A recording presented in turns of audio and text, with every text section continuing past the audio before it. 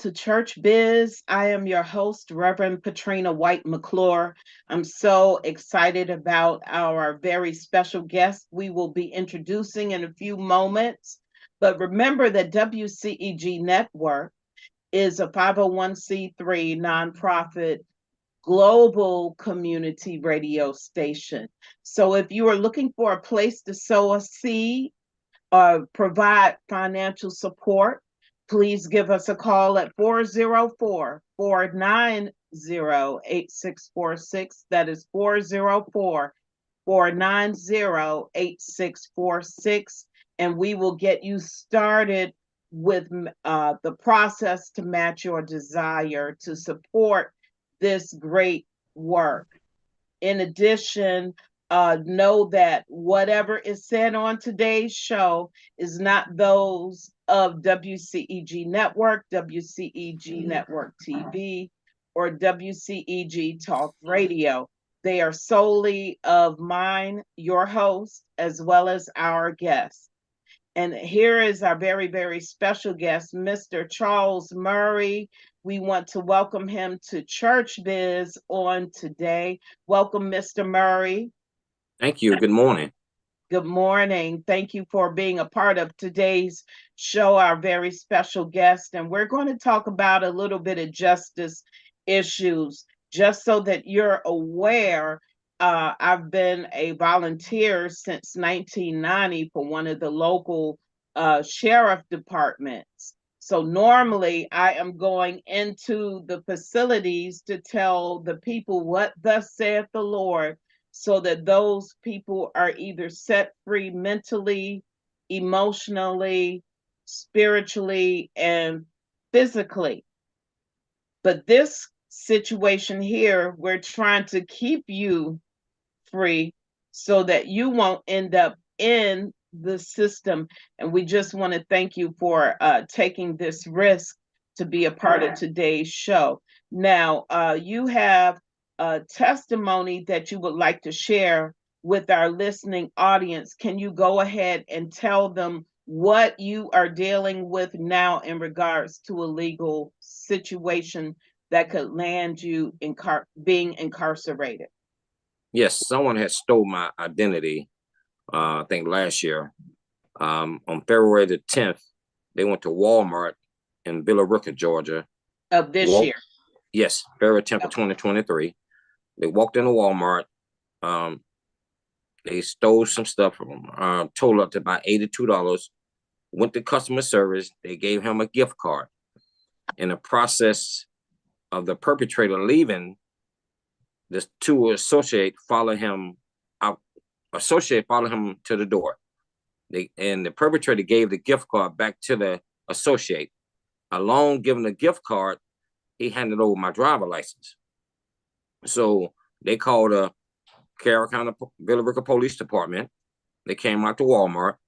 The officer that came on the scene, two people, Walmart associate, identified me based on my driver license. A warrant was issued for my arrest on February the 11th of 2023. I was arrested February the 26th by Atlanta Police Department around 1:30, 2 o'clock that morning. I had no idea that I had a warrant out for my arrest. They booked me into pretrial detention center. Carroll County Police officer came and picked me up that evening around 4 or 5 o'clock. I was booked in the Carroll County jail. I was bonded out later that night. Now, I went to court, pleaded not guilty. The prosecutor came to me a couple of months ago and offered me a plea deal. They plead guilty, $1,000 fine, your probation, and stay out of all Walmart. So now they haven't indicted me on this case. I have video footage of the incident that it wasn't me, clearly stating wasn't me in the video, but they still want to go to trial with this case. Okay. So now it's just a waiting game with the prosecutor. The prosecution, they want me to take a plea deal, but it clearly stating once it wasn't me. If the viewers and the listeners can see this video, clearly stating it wasn't me in the video. Okay. So, how was it that the perpetrator was able to get your ID? Did you lose your wallet? Did they go and have ID made in your name? Charles Murray really seems to be a common name. Okay. Yes. And so is it possible their name is actually Charles Murray and they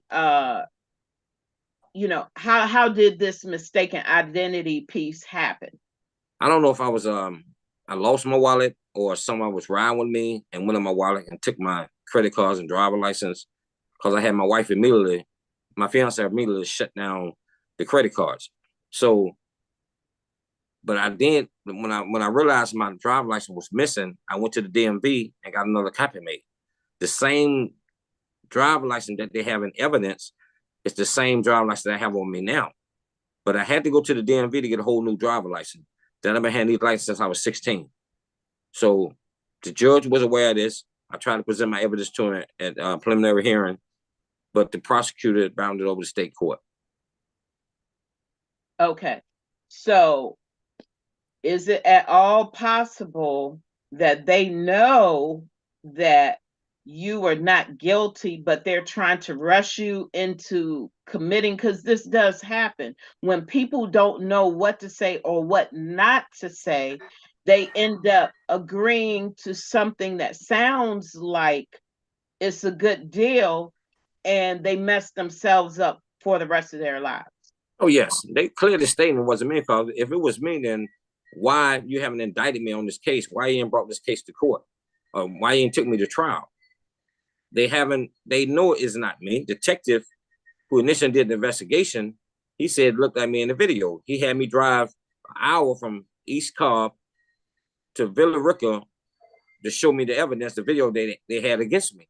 When I got to the police department voluntarily, he just wanted to take photos of me. He said it looked like me in the video. But you have proof that you weren't there, right? Yes. And that is? Yes, I have proof I wasn't there. At the time, February the 10th, I was in Atlanta. I don't want to speak too much on the case right now, but it clearly stated on that day and time, it wasn't me. He asked me what kind of car I had. I said, I got a 2014 Dodge Challenger. But the perpetrator in the video pulled up in the U-Haul, jumped out the passenger side, and walked in Walmart. The prosecution gave me my motion of discovery. They gave me the video. So they looked at the video. They said they can't speak on it. Somebody in the sheriff department said, and I won't give her name out, but she said, that ain't you in the video. So you got people that work in the police department know it ain't me in the video. But the prosecution still want me to take this plea deal so they can have a conviction on me. But I'm on 10 years probation out of Clayton County. And if I take this plea deal, then I violate my probation. So it wasn't me in the video. I told the prosecution that I want to go to trial on this case. And they said, we'll go to trial, but we don't have to indict you on this case. In my insinuation, I'm thinking that they had 120 days to indict me on this case. On this case. Now this happened back in February the 10th. Here it is, November, and I still haven't went to court but one time. It's a misdemeanor case. So if they want to go to trial on a misdemeanor case, they know it's not me. Then I'm gonna go to trial. I'm gonna let them pick 12 jurors of my peers, and we go to trial on a misdemeanor case. If you've seen the video, if you can post it, I wish you can post the video and let the viewers see for themselves that it wasn't me in the video. But there's a lot of black men and black women that take a plea deal so they want to go to trial and get convicted. But if you're innocent, then go to trial. I'm not gonna plead guilty to something I didn't do, especially for $82. Walmart didn't lose no money. So the officer that did the investigation should have did his investigation. Yes, my driver's license was at the scene of the crime, but I didn't hand over my driver's license to the Walmart associate. It don't make no sense. And why would I drive an hour away to steal something for $82?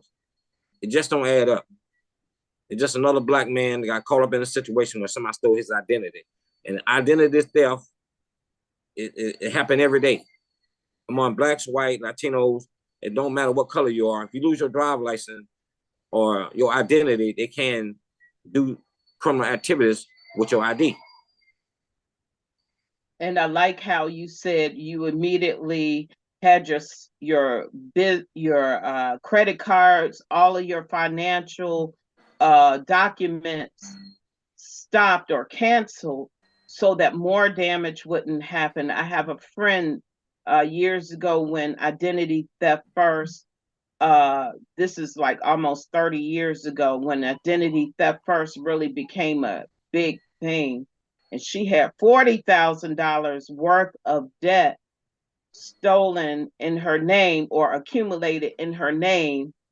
And she still has to prove to this day, almost 30 years later, that she wasn't the one who did whatever crimes. And some of the stores, they have a lifetime restriction against her that she can't even go in, and she wasn't even the one to steal it. So I'm very well aware of what can happen when your identity is stolen as well. Right now, there's a big move on people's accounts being hacked. Even my coworker, a few days ago, her brand new account was just hacked.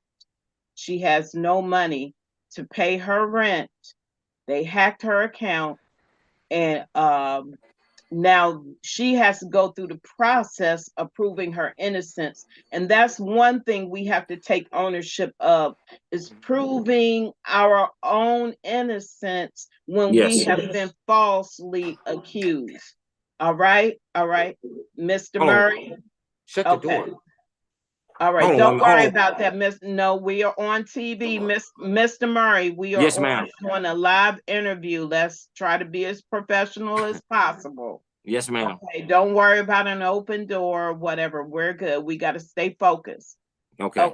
So you have proven your innocence and you're willing to go to trial on a misdemeanor, even though they're saying you haven't been indicted yet. And to me, that's almost like an admission of guilt that we blew it. We messed up, but we know that so that the police can maintain a sense of respect in the community, they're not necessarily going to say, hey, we messed up. They would rather you go down to make it look like they know what they're doing in order to maintain confidence in their work and what they do, than for them to admit we don't have all the facts. All the evidence wasn't true, when in turn, they will actually gain more confidence or more respect, from the communities they serve, if we knew that they would admit to where they dropped the ball. But the officer dropped the ball that initially did the warrant. He should have did an investigation. They should have called me, had me come out in a lineup and said, well, did you lose your driver's license? Yes, I have another copy that I had made because somebody stole my wallet. So at the same time, he didn't do his investigation. But two people identified me, not in person, based on my driver's license. So that's how they issued a warrant for my arrest, based on my driver's license. Because of the document that the perpetrator presented, not per se you. And they should have been the ones who should have, if they do lineups nowadays because of COVID, they should have been able to identify you directly if you were the perpetrator. And looking at a document, I mean, that's like saying, I could say I have a pseudo personality and get identification to support it, but it doesn't mean that I'm that person. So I could be convicted off of a false name. I mean, and that happens, and we know in the legal system that there are so many people, most convicted felons or people with misdemeanors, they use so many false names that might have contributed to them not listening to what you are saying. You get what I'm saying? How so many people might have so many aliases. that they're not even listening to what you're saying when you got the proof that you weren't even there. Yes. Yeah. So moving forward, um, not only are you proving your own innocence, of course, you would have to have the hope that you're going to win this thing. Yes. No. But you're the only one who can fight for you. We are our own best advocates. We cannot leave it to somebody else to fight for us or to do for us. We have to fight for our own selves, because our priorities do not mean that they're priorities for somebody else. Yes. So what are your next steps? Do you have legal representation at this time, or are you confident that your voice will be loud and strong? Well, I'm 1,000% confident that I will win this case. I represent myself in this case. I have proof. It wasn't me. I have when I go to trial, I have people that know me all my life. They seen the video. They know it ain't me. I know somebody that said they know who it is, but they won't give up the information. They want me to pay them, tell me who it is. I said, I'll pay you what you want. Just tell me who the guy is. So I know people that probably know the person who did it. I didn't write no U-Haul. They got other evidence that they won't give me, because the person that was driving the U-Haul, detective, I won't give his name out. They know who the person that was driving that U-Haul. So they know if they can if I can find out his information, then I know who the guy was that had my ID on him. So detective got the information. They got the video footage of the guy was driving the U-Haul. They went to the U-Haul place, but that's part of my motion of discovery, and they would hold the evidence against me that they won't give me. Now they got the evidence. They know who the person was driving the U-Haul. That's why the detective asked me what kind of car I drive. And I told him, a 2014 Dodge Challenger, all black, 10 and wonders. But the guy put up in the U-Haul. He went to the U-Haul place, detective did, and I said, well, release that information to me. He said, no, you got to go to the prosecution. I went to the DA's office, called them. They said they don't have that information. You see where I'm going? They dropping the ball because they know they made a mistake. They know it ain't me. But then you withholding the key information that can have this case dismissed. Now it's going on 10 months, and I still haven't been indicted. It's a misdemeanor case. There's no conviction. I go to prison, but I violate my probation if I plead guilty to these charges. So I'm not pleading guilty, period. I'm gonna go take it to trial. I don't think it will ever make it to trial. I think they're just trying to force me to take a plea deal so they can get a conviction on me. And I'm not gonna do it. And that happens. I mean, Yes. just in all honesty, it happens. And you'll hear even some wardens and some sheriffs and some police chiefs will say there are people who are locked up who should not be there. Yes. But because of technicalities, they are incarcerated. But also, have you tried that? I'm so sorry, the name of the organization. They set people free out of jail who have been falsely convicted, but do they do work in regards to representing people who are being falsely accused? I think you know which organization I'm talking of, their name. It's a legal organization that fights for the freedom of people all across the country. I'm sure you know what I'm talking about. I'm aware of it, but I don't have that name. But I have reached out to about 3 or 4 attorneys. They want to charge me $3,000 to $5,000 for a misdemeanor case. I told them it ain't worth me paying you $3,000 to $5,000, and I'm gonna win. This is a no-win situation. It wasn't me clearly stating in the video. I have proof through my phone records and phone towers where I was that particular time of the incident that happened on February the 10th. So I have my witness, I have my evidence. I'm just waiting to go to trial to get this over with, because it's prolonging it. It's a weak case that they have against me, and they know it. I know it, but they still holding this over my head. They want me to take a deal. and I'm not going to take it. So And the prosecution told me that they don't have to indict me on these charges. I never heard that before. You know, I thought by law you had 120 days to indict me, convict me, or drop the charges. right. You go ahead, Ms. Patrina. Okay. So it sounds like, well, one of the things is these court systems are still trying to get through their backlog from the COVID era, but some of these things you would think that they would go ahead and resolve and close it and keep it moving. But the power of their argument seems to be in the wait.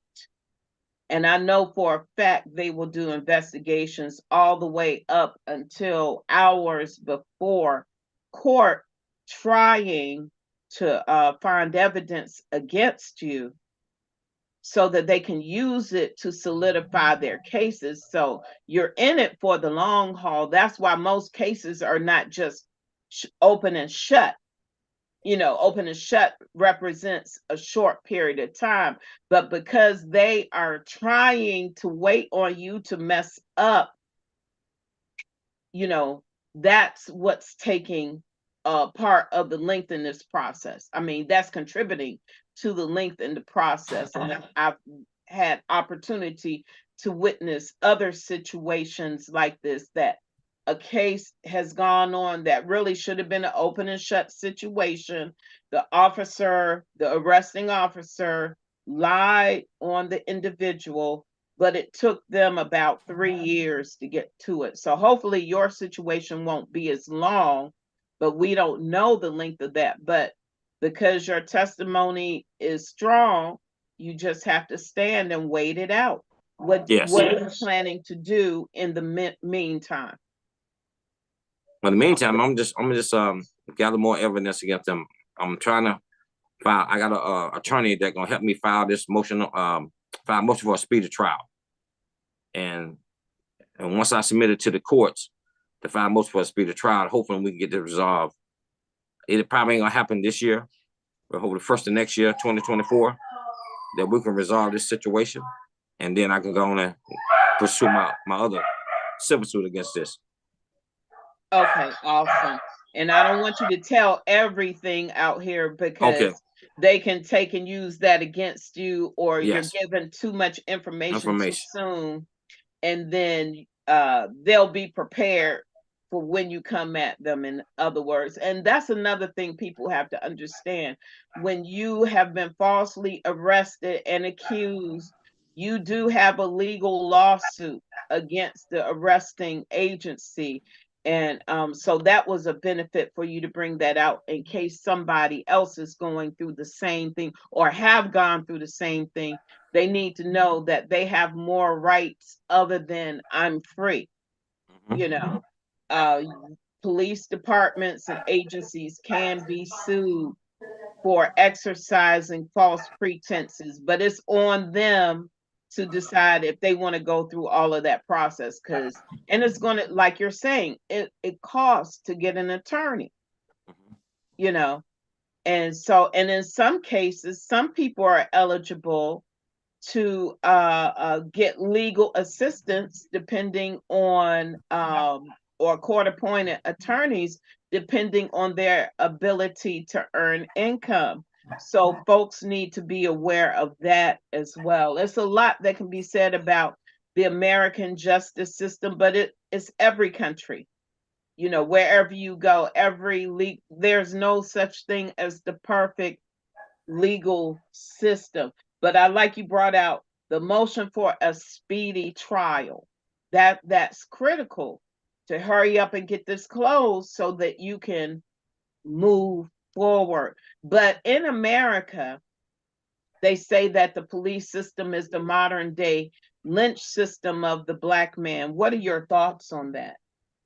I believe that's totally true, because you got a lot of people that commit crimes and get away with it.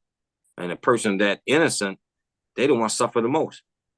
Because you got a person that go out and commit a crime and then they get found not guilty or they don't pursue them.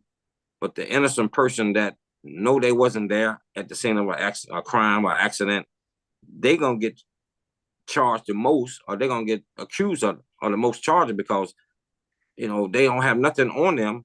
But since the perpetrator or anybody else in this situation, knowing that they innocent, and I done seen it happen in Fulton County Courthouse. The innocent person, it wasn't them. Gun charge, and he plead guilty, took a plea deal, and got 3 years in prison when it wasn't his gun. He don't want to snitch on the person that gun it was. So you got that no snitch policy, but at the same time, what is right? Right, if you're gonna go to prison for 3 years for something that you didn't do, a lot of black men do, because they feel like if you snitch, then your credibility in the street is not liable no more. But it ain't like you snitching, like you telling the truth. It wasn't your gun. It wasn't me in the video. So if I know who the person was, I've sent the officer to him. This is the guy who stole my identity. So, but it's gonna come out soon. Okay. And so the person that knows, can you, or have you thought about seeing if they will be given one of those documents that request their presence at a trial if it goes that far? I don't think they'll come go to trial because they don't want to get into the situation. But 2 or 3 people say they know who he is. Based on looking at the video, I wish you can show the viewers the video and let them judge for themselves and clear the statement. When they see the video, they see me, see my photos of me. It's not me in the video. The way you walk, the way you dress, the skin color, and I can understand how you're gonna issue a warrant for my arrest based on my driver's license. Okay, got you. But that's the thing. It happens that much. You don't have to be the perpetrator. You don't have to be at the scene of the crime. That's how people get falsely convicted anyway. And I assume that you make too much money now for legal aid because you're moving forward, with your life. So how does our past contribute to our present in your situation? How does your past contribute towards your situation?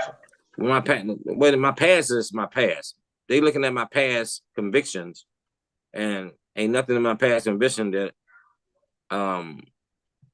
for me stealing something like that. Yes, I have been in federal prison twice for something that I did. But I got convicted, went to prison, came home. I admit my guilt. I accepted my responsibility when I was in federal prison. But now this right here is hurting me emotional wise because it wasn't me. And for the prosecution out of Carroll County prosecution office want to pursue a case, and they have gave me my evidence, what I needed to clear my name with this video. I try to call Channel 2, Channel 5 to get them to show the video on TV, but they haven't contacted me back. Once the viewers and the listeners see this video, I'm asking them I'm trying to sign a petition to get 1,000 signatures. They said this one's Mr. Murray in this video. But that's what I'm working on now, to get people to put it out there on TV so people can see it wasn't me. You got photos of me, you got people that know me all my life. They seen the video and they said, man, that ain't you. Look at it. Soon I sent it to a good friend of mine. He said, man, that ain't you. Look how the way the guy walked, and look how he walked. And I just wish you could have showed the video and let people judge for themselves. Okay. We'll see if we can post something online afterwards. I would have to get with the network owners to see what the next move would be about that. But again, we don't want to do anything to hurt your case, because we're talking about the court of public opinion. Everybody's got their opinion, and you made a critical one about do all Black people look alike, and they don't, No. but I'm assuming that there's enough similar traits that they're trying to push on the other guy, push on you. And the guy had to have thought he could get away with this in order for him to even steal it. I know somebody else whose wallet was stolen.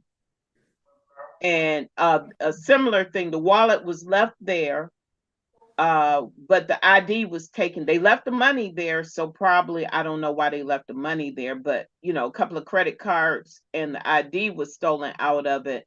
And that costed that person a whole lot of trouble just from the ID being stolen, because then they had to go back through and prove who they were in order to get another license, close down a credit card account, similar to what you had to do. So these things happen, is the point I'm trying to say, and it's more common than we realize. One thing I do want to caution our listeners, one thing I've learned over the years is, if you get arrested, in your case, you were blindsided.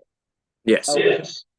But anybody being arrested, the first thing you need to do is shut your mouth. Even if you didn't do the crime, just plead the fifth. You exercise your Fifth Amendment right to, I think that's the Fifth Amendment, to be quiet. I exercise my Fifth Amendment. And then get your attorney.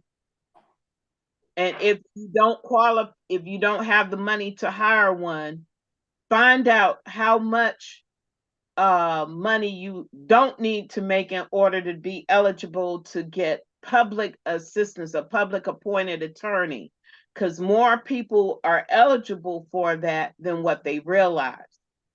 Yeah. But don't talk at the scene of the arrest. Do not talk. In your case, you were blindsided. But most people who get arrested, they think, oh, I didn't do it. They're using this, they're recording everything, and it's being used against you. Okay, so be careful to say nothing, and other than, I exercise my Fifth Amendment right, because they're telling the truth if they still read off the Miranda law to you, because I've heard cases where the Miranda law wasn't read to the people and they're locked up, but the stuff that they said was used against them, but the Miranda law was not quoted. Well, it wasn't quoted to me neither. Didn't read my rights. But again, like you said, they tricked you. They lured you out to the police department, and then you were accused after they engaged in conversation with you. Yes. So that's a tactic in itself, without me having to look at the video. Based off of what you said, they lured you out there. You went there, to prove your innocence. And then after they talked to you, you started saying stuff. That's evidence they're gaining to use against you. Although you had an honest testimony, but that's how they do. Because at the end of the day, it's hard for us to say, I messed up. And like you said, the arresting officer, that person didn't even do due diligence. They just went with what was told with them. And I get it, because crimes are happening all the time. This whole case revolved, this whole case revolved around my ID. That's only way they issue one for my arrest, based on this driver license. And the officer didn't do his investigation. But if I can walk in Walmart right now and walk into those same two people, they can't identify me right now because it wasn't me. But the video gonna speak for itself. The guy dark skinned. I'm light skinned. Look at the way he walked. Once you see the video, you're gonna say, Mr. Murray, this is not you. I'm not finna pay an attorney $3,000, $5,000 for a misdemeanor case, knowing that I can represent myself on this case, file a motion on discovery for a speedy trial, and get this in the court, and let's go to trial. I don't think the prosecution want to go to trial on this. They spend taxpayer money on a misdemeanor. It's no prison time. It's no jail time. It's just conviction for them in order for another black man to get convicted for something he didn't do. The detective told me it looked like me. How many people in jail for look-alike? I voluntarily went there. He said he would show me the evidence that it had against me. He took photos of me. Wasted an hour of my time when I was at work.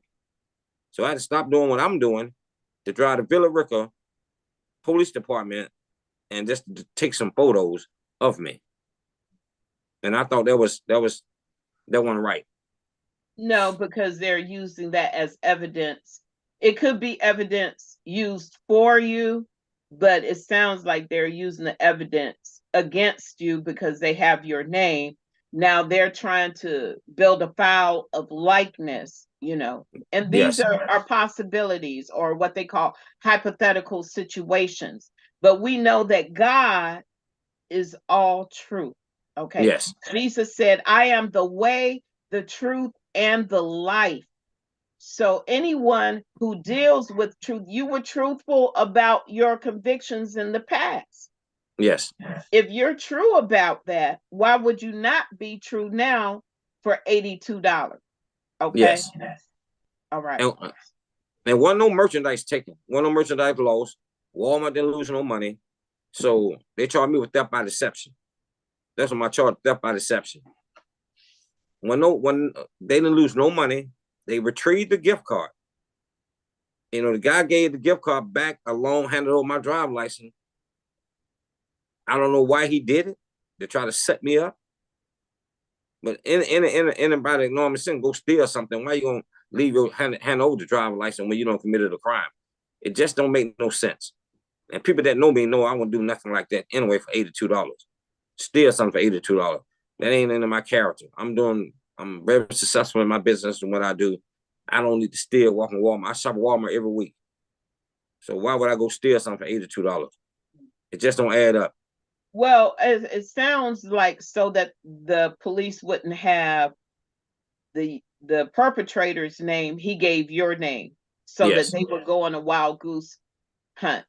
Yes. And so it feels like they're coming at you, but it's really the person. That's where the true crime needs to be, or who committed the true crime. In other words, I'm trying to get to saying that the person just didn't want to assume responsibility for their actions. So that's probably the motivation behind giving your name and your ID, because he knew he was going to be doing illegal activity. And this is probably not his first time. Okay. It's Yes. probably something they made a lifestyle of crime. You already mentioned the key factor, a U-Haul truck.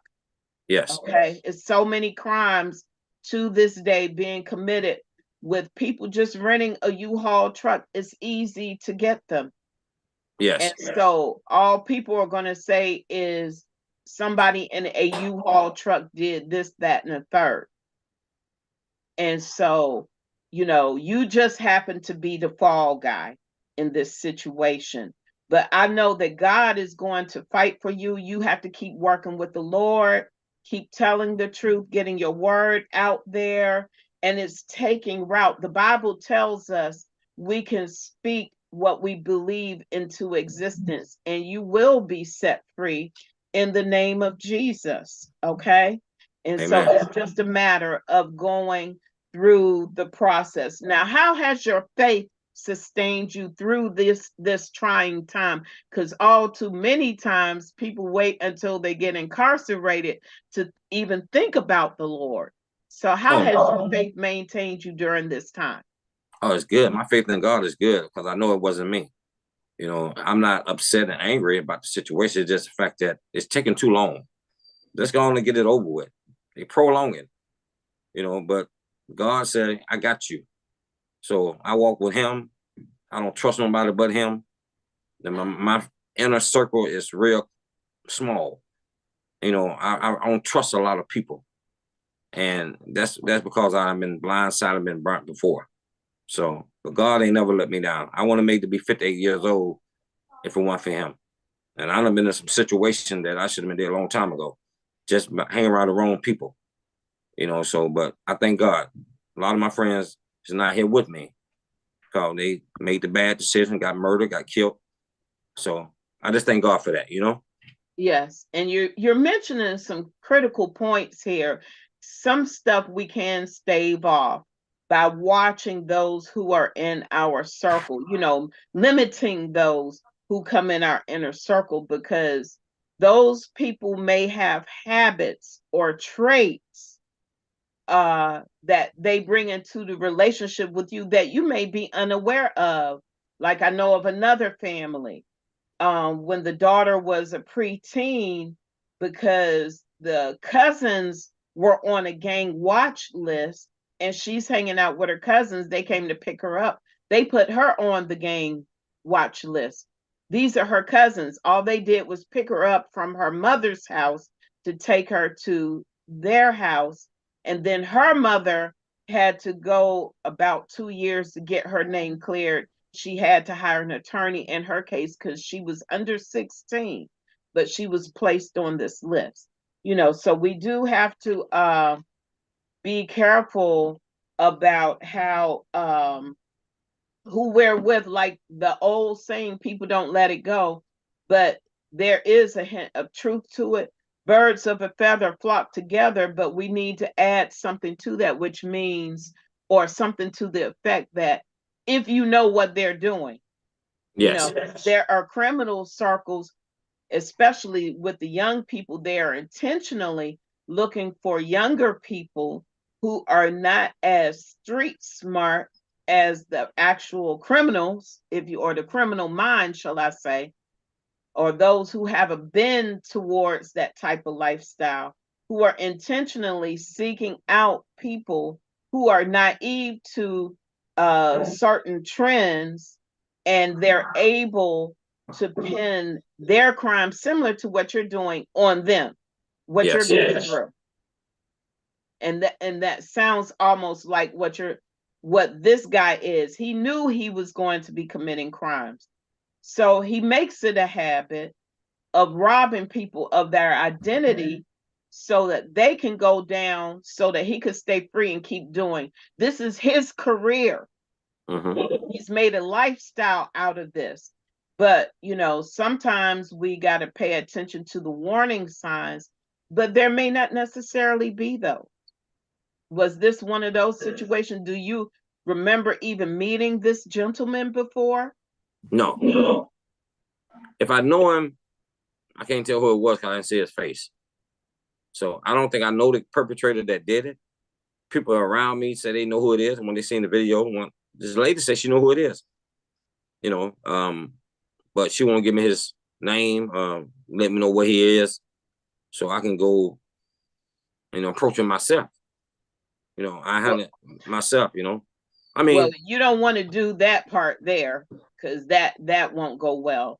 Because I remember when my husband and I lived in an apartment, our apartment got robbed. So these were, I guess, educated robbers. mm-hmm. They ordered a newspaper subscription. That's when you could order them and they got delivered to the house back then. And so I was like, wow. Well, I found the address, drove by the house, everything, gave the detectives the information. Now, I'm sure they put it in the person's file, but we had to go through so much to clear his name. In fact, they even went to Walmart, charged the TV on his back then, because it was paper checks that they stole. They wrote a check in my husband's name, signed it with his name, and for 3 years he could not go to Walmart For your because husband, yeah, because they took, and he had a police report because I was the first one to get home. did So they I have his called. driver? Did they have his identity when they No, wrote the this check? was way back when it wasn't as tech. People weren't as tech savvy as they are now. But back then, in the checks, you know, when we had checks, paid for everything with paper checks, they stole his checks. And about 20 minutes later, They went and withdrew money out of his bank account.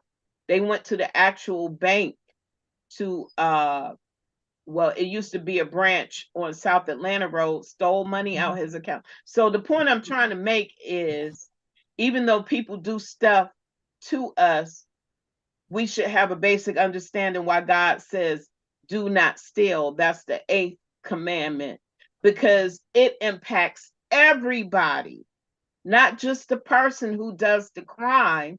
It impacts everybody. The people they Yes. stole, they're left with the responsibility of cleaning up their history. Just a couple of years ago, my other co-worker, he and his son had almost $15,000 stolen out of their checking account. They had to prove that they did not authorize somebody to steal their money out their account and from a country they've never even been to. So this identity theft thing starts small with the local stuff like yours. Somebody stole your ID, but it can be as elaborate as people from other countries infiltrating American citizens' histories and financial records and doing a job on them. Now, eventually they got their money back, but it took them about 8 or 9 months to get that money back. And same thing, we knew his character. You didn't do this. So I'm like, who do I have to testify to? Because I know that this is not you. Right. And he came to me, Trina, this is what I'm going through. And so I totally feel what you're going through. It's more common than you think. Our listeners need to understand as best as possible, protect your identity. Don't leave your wallet around. Don't have strange people coming into your house. If somebody brings, I know somebody now who, because they got burned in the past. If you show up with somebody to their house unannounced, you will not be getting in with the guests that you bring.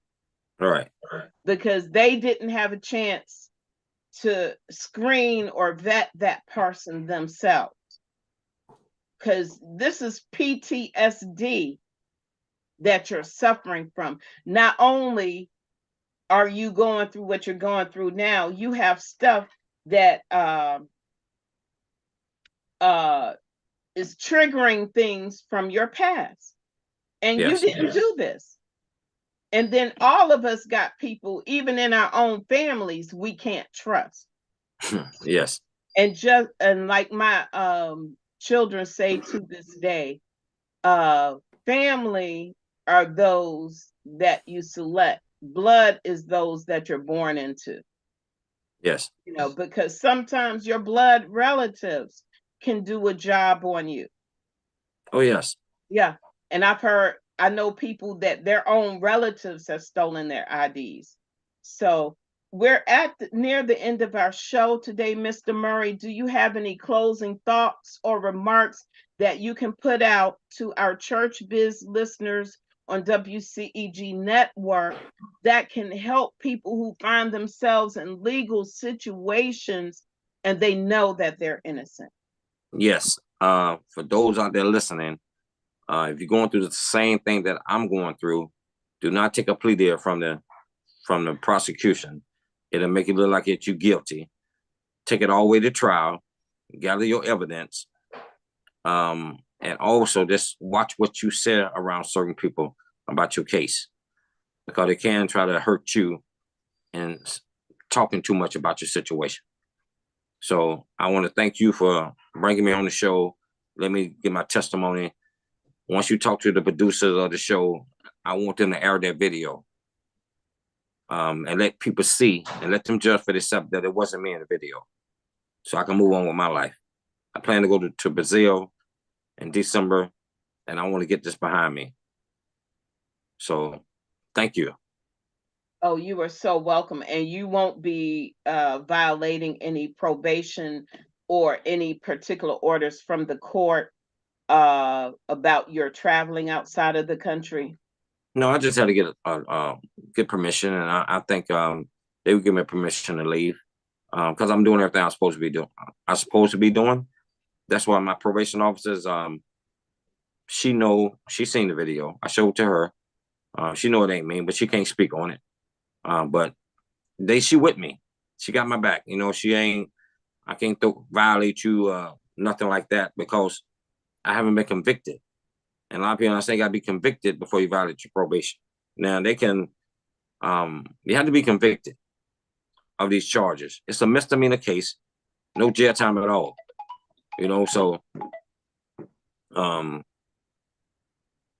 just want people to if you didn't do it, take it to trial. Don't take no plea deal. Too many innocent people take plea deals, and that's on their record.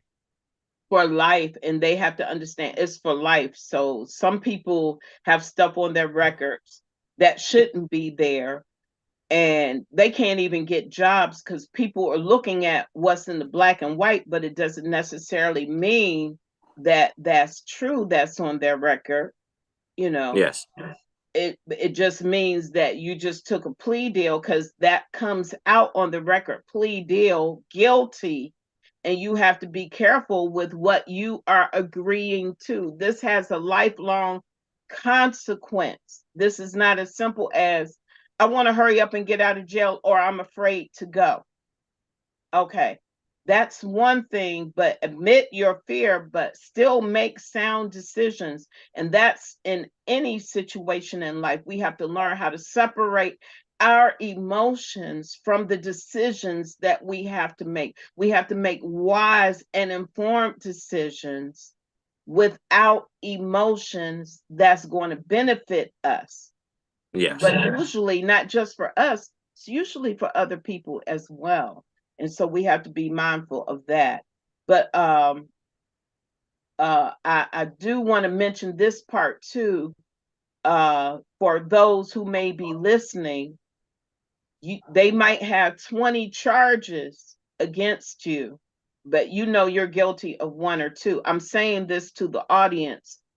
The process is, in case the two that you were guilty of don't hold up, they're tacking on charges, okay, against you to try to hold you in the system.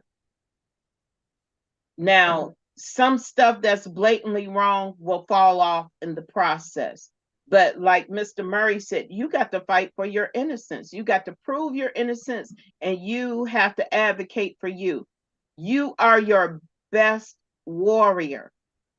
And I don't mean doing negative stuff. I mean doing it to support your case, support your claim. And again, if you're arrested, stop talking. That's one thing about self-control. We got to know when to shut up. That's the time to shut up, because you could say, I'm innocent. And in the midst of the confusion, they're going to keep badgering you, bartering for more information with all kinds of questions. They're going to start questioning, putting the pressure on you. You got to learn how to build up your holy, most holy faith and your endurance against pressure. We are living in a society now that says, I don't like the pressure. None of us like it, but you got to know what to do when you are pressured. So you have to be quiet. You got to know when to shut up. That is a spiritual discipline. Be still and know that I am God. Okay. Sometimes we got to stop talking, because if we keep on talking, it's that and the talking, all the talk. The Bible tells us when we talk too much, there is sin in our many words. So we have to be careful with what we say and how we say things. Now, I suspect, Mr. Murray, they already have your phone tapped. That's a part of the process of them gaining information. Yes. And again, these are my comments and Mr. Murray's comments, and not those of WCEG Network. I have to throw that disclaimer out there. But they are tapping your phone, not just yours, but your fiancés and those you travel around with or communicate with on the regular, because they're looking for evidence. But they have the evidence to prove your innocence. And I am confident that this is going to come out in the wash. Sometimes we just got to wait on the Lord and be of good courage while we are going through something that just doesn't feel good and we don't like. We just got to wait it out until Yes. we get our justice. You have to be patient. Yeah. I've been patient for 10 months. So yeah, you've been patient. I know somebody else that says, look, I've been waiting on God for 3 years. Well, I mean, sometimes his timing is not our timing and we have to wait on his. But what we don't realize is he's developing certain Christian traits or Christ-like traits within us. That's why we got to be careful with the words we say and how we say them, how we treat others, how we make them feel. We have to be mindful that God is working on us as we are going through. So everybody, whatever you're going through, whether it's illness, financial troubles, like Mr. Murray's case, his freedom is being threatened because people are lying on him. It doesn't matter what it is. We've got to learn to trust God in every situation. Because one thing about God is once he brings us through, we're going to look back and say, wow, I went through that because he was preparing me for this. So, Mr. Murray, it might be the thing about waiting on him. You might be getting ready to get that big contract. Okay. That's on the way, but you need the discipline necessary to endure the process of getting the contract. But if you rush through everything, it's not going to happen. And don't feel guilty for time you feel like you lost. You can't get that back. But what you can do is say, from this moment forward, this is how I will govern myself. This is the type of lifestyle I will live. These are the mindsets I will have in order to ensure the prosperous life that Jesus promised, because he promised to give us an abundant life. Yes. Okay. So you hang in there. I'm looking forward to hearing the good news when this is all over. So be sure to contact me so that we can celebrate the Lord, but we can praise him in advance. And we are at the end of our show here on WCEG Network. Thank you again, everybody, for tuning in to hear Mr. Murray's testimony on Church Biz on WCEG Network. So like I always tell you, God bless and take care. Same here. You too.